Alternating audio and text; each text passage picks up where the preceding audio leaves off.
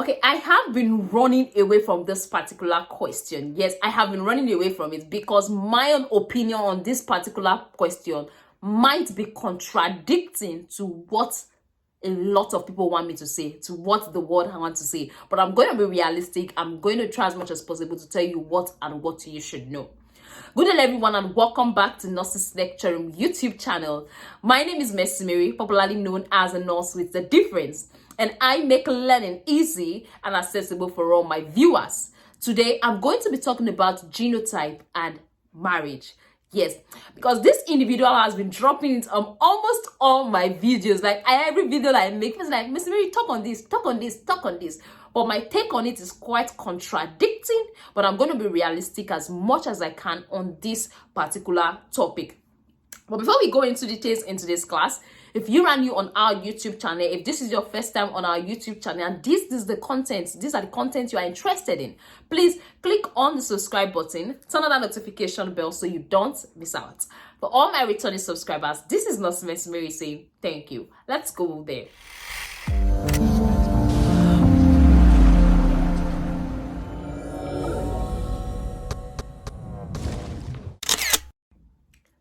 All right, welcome back. Like I earlier said, today I'm going to be talking about genotype and marriage. I believe that person that asked that question, it will be answered today, and that person will be happy finally.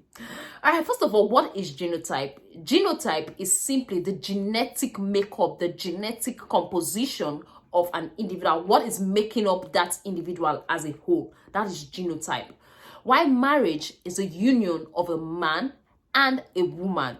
Yes, but these days, marriage could be the union of both a man and a man, a woman and a woman. But from my own religion, my own belief, marriage is a union of the man and a woman.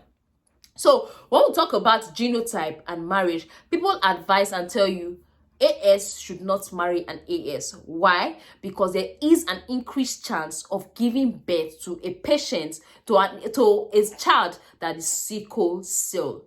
Before I go further to explain who should get married, what are the possibilities of giving birth to an SS and AS, I want to tell you what normally happens in a sickle cell patient.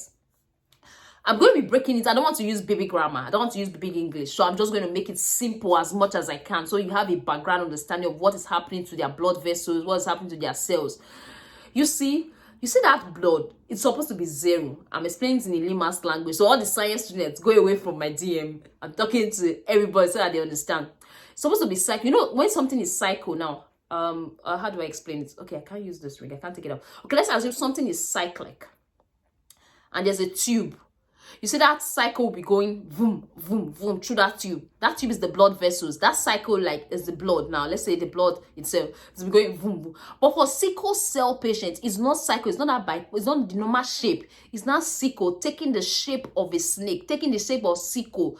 Like, you know, it got its name from that sickle. I'm going to look for a shape of a sickle. So for a sickle to pass through that tube, now there might be obstruction. If any small thing, there might be obstruction. The sickle might not be able to pass through the tube the same way a cycle might be able to pass through that tube. So that is what is happening in a sickle cell patient. The blood, that particular blood vessel that helps to transfer oxygen and all those things is sickled. It's not having that normal cycle shape. I would say not that it's cycle by concave shape that it has. So that's what is happening in a sickle cell patient. I hope I've been able to explain it in layman's language. That's why churches, communities are coming out and advising that AS should not marry AS. At the end of this video, I'm going to be telling you my own take, my own way of thinking about this whole thing. But let me give you the real thing first of all. So we have different genotype. We have the AA, we have the AS, we have the AC. AS, AC, and AA, AS, AC, SC. There are different types of genotype. AA can marry AA. If you are AA, you can marry anybody. Like that's why AA, they call them the boss. You understand? AA can marry anybody they want. AS, it's advisable they have to be very, very careful who they fall in love with and also who they actually meet, because once AS marry AS, there's an increased chance of them giving birth to a child with SS. So if you are AS, it is not advisable per se you marry an AS because of the increased chance of giving birth to a child with sickle cell. Though technology is working on things like that to make AS marry AS and give birth to children that don't have SS. Yes, but that's a topic for another day. But basically, it's not advisable for AS to get married to AS because they have an increased chance of giving birth to SS. You get?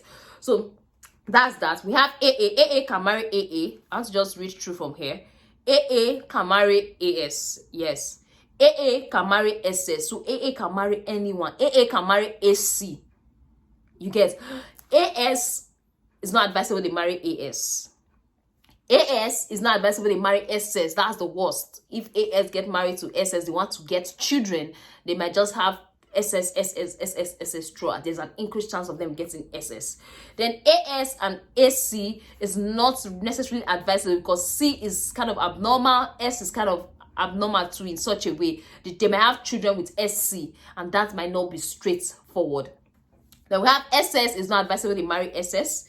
AC is not advisable and AC to marry an SS. So for the person that I've asked, and I hope this you get an understanding of it now, why they said it's not advisable, because once they marry, it increases their chance of giving birth to a child with sickle cell anemia.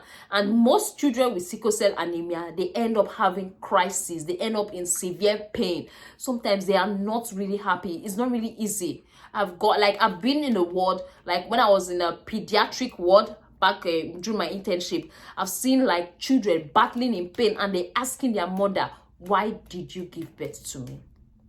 Like they are in pain and they ask their parents, why did they give, were they not enlightened? I've seen a child asking the mom that kind of question.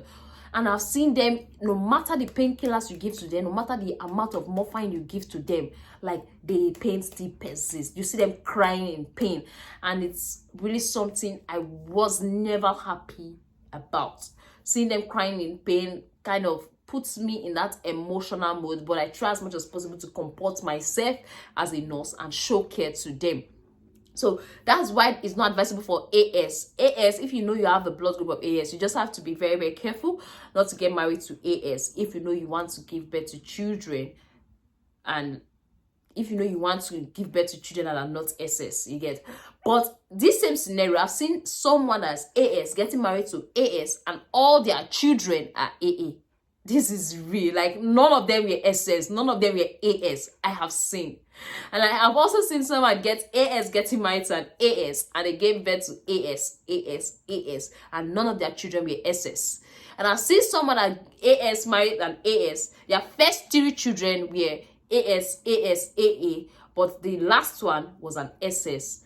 Then I've also seen different scenarios too, in which that AS get married to AS, first child is SS, second child is SS, and you know how painful that could be.